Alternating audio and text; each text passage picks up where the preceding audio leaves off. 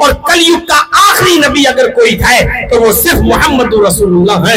ایک منتر اور آپ کے سامنے رکھ کر بات کو ختم کروں گا میرے بھائیوں، ذرا آگے بڑھیے، اور آگے بڑھنے سے پہلے بتا دوں کہ بہت سندر منتر اشوماش بڑا وچرن شنا چھوڑیا ہی نہ پرتی مگوتی نرپلنگ چدو دسیونے کوٹیشونے ہنشیتی ہے، وچرن شنا چھوڑیا ہی نہ پرتی مگوتی نرپلنگ چدو دسیونے کوٹیشونے ہنشیتی۔ اتنا سندر ہوگا انتم رشی، آخری نبی اتنا خوبصورت، اتنا سندر ہوگا کہ اس کی سندرتا تمہارے دماغوں میں نہیں آئے گی، اس کی خوبصورتی تمہارے دماغوں میں نہیں آئے گی میرے بھائیوں۔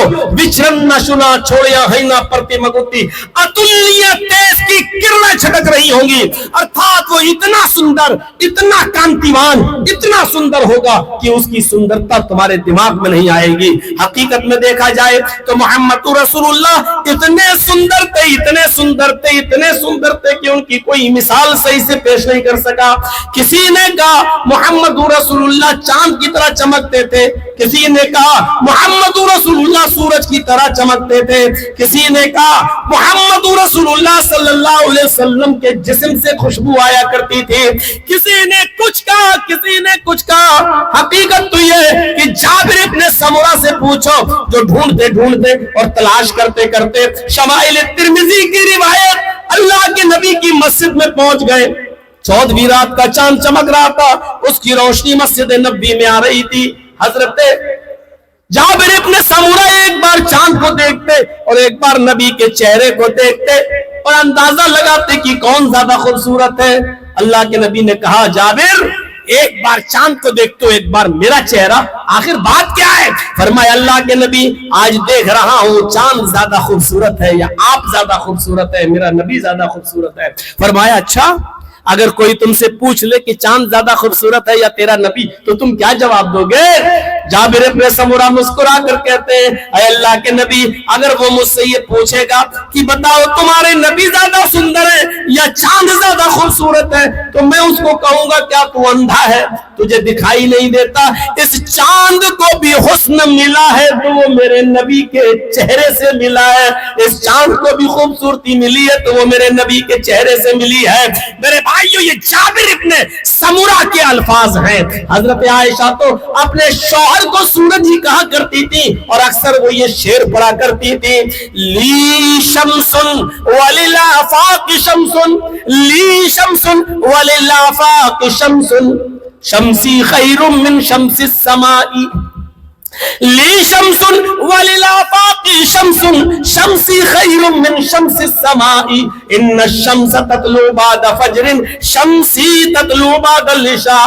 آئے سورج آسمان کا وہ الگ سورج ہے اور میرا سورج الگ سورج ہے، لی شمس میرے پاس ایک سورج ہے، وللآفاق شمس اور دنیا والوں کے پاس ایک الگ سورج ہے، شمسی خیر من شمس السماء میرا سورج دنیا والے سورج سے بہتر ہے، اے لوگوں تمہارے سورج سے اچھا سورج ہے، ان الشمس تطلع بعد فجر، لوگوں تمہارا سورج تو فجر کے بعد نکلتا ہے، شمسی تطلع بعد العشاء اور میرا سورج تو عشاء کے بعد میرے بستر پہ آتا ہے۔ میرے بھائیوں ذرا اٹھائیے وہ منظر معبد کا جو ابھی مسلمان نہیں ہوئی تھی اور اللہ کے نبی صلی اللہ علیہ وسلم اس کے دروازے پر پہنچ گئے، دروازہ کھولا، کہنے لگے ماں میرے ساتھ یہ میرا دوست ہے، بھوک لگی ہوئی ہے، میں تیری چوکھٹ پہ آیا ہوں، کھانے کو کچھ ہو تو دے دے۔ کہنے لگی بیٹے کھانے کو تو گھر میں کچھ نہیں ہے، سامنے بکری تھی، فرمایا اس بکری کا دودھ ہی پلا دے۔ اس نے کہا بیٹا اس بکری نے تو کئی مہینے پہلے دودھ دینا بند کر دیا ہے۔ آپ نے کہا ماں کوئی برتن ہو تو لا، میں اس بکری کو آزماتا ہوں، دیکھے شاید یہ بکری دودھ دے دے۔ وہ سمجھی بچہ بیٹا یہ لڑکا بھوکا ہے، بار بار ہم سے ضد کر رہا ہے، اس کو یقین نہیں آ رہا ہے، سمجھ رہا ہے کہ بکری دودھ دیتی ہے لیکن میں اس کو پلانا نہیں چاہتی۔ وہ بڑھیا تھی معبد، اندر گئی، برتن لائی, کہنے لگی میرے اوپر بلیو نہیں, میرے اوپر بھروسہ نہیں تو تو ہی جا کر دھو کر دیکھ لے.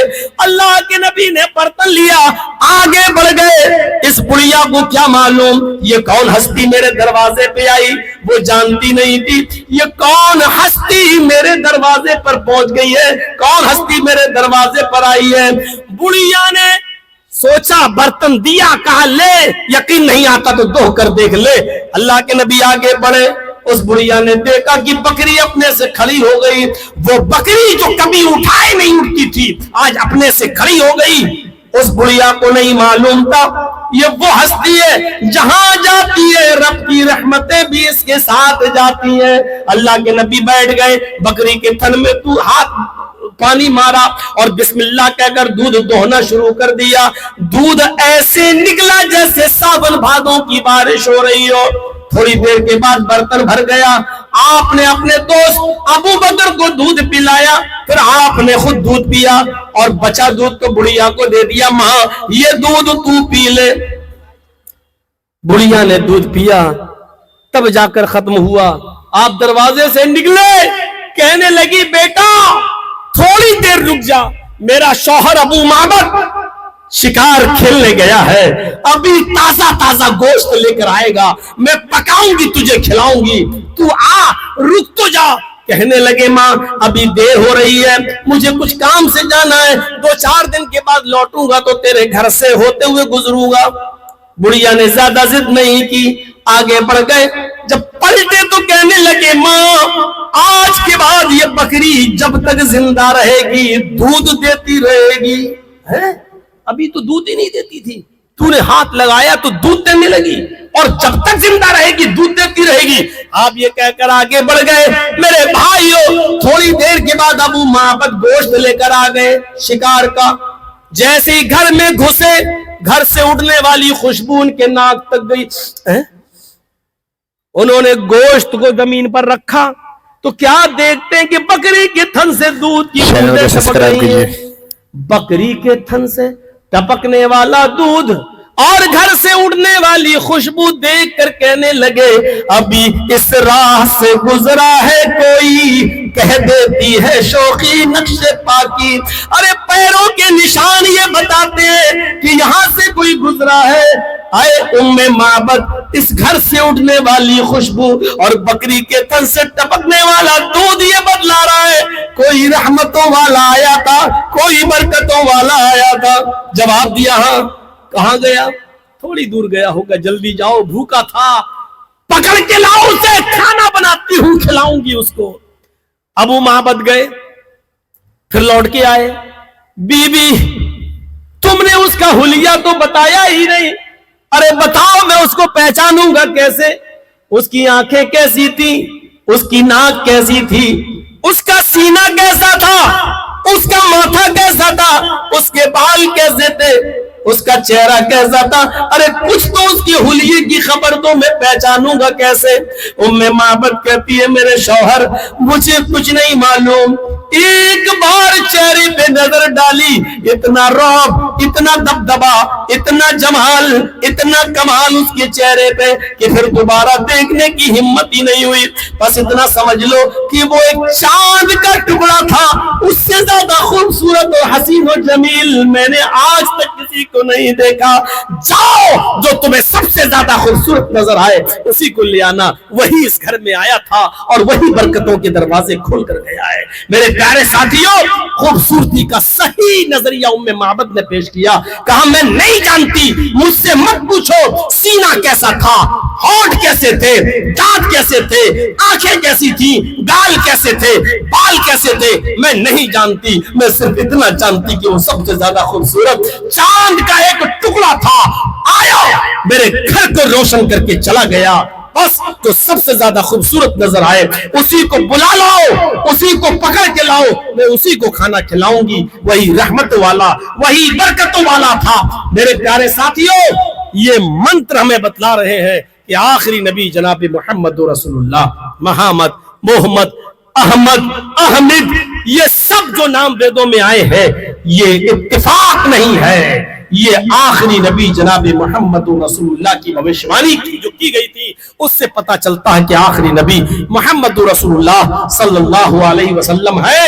اب سارے لوگوں کی وشو کے اندر، پوری دنیا کے اندر تمام لوگوں کی ذمہ داری ہے کہ وہ لاسٹ پروفٹ کے بارے میں پڑھیں، لاسٹ میسنجر کے بارے میں پڑھیں، آخری نبی کے بارے میں پڑھیں، اور پھر محمد رسول اللہ صلی اللہ علیہ وسلم کی زندگی کا مطالعہ کر کے آئیں اور دامن اسلام میں اپنی جگہ لے لیں اور اس سائے میں آ جائیں، تاکہ یہی سایہ ان کی نجات کا ذریعہ بن سکے، کیونکہ اللہ کا دین ایک ہے، الگ الگ نہیں ہے۔ جیسے ہوا اللہ نے جو چلائی ہے وہ سب کے لیے ہے، پانی جو برساتا ہے اللہ وہ سب کے لیے ہے، ایسے ہی اللہ کا دین اسلام سب کے لیے ہے۔ اس کا بھیجا ہوا آخری نبی محمد رسول اللہ بھی سب کے نبی ہیں۔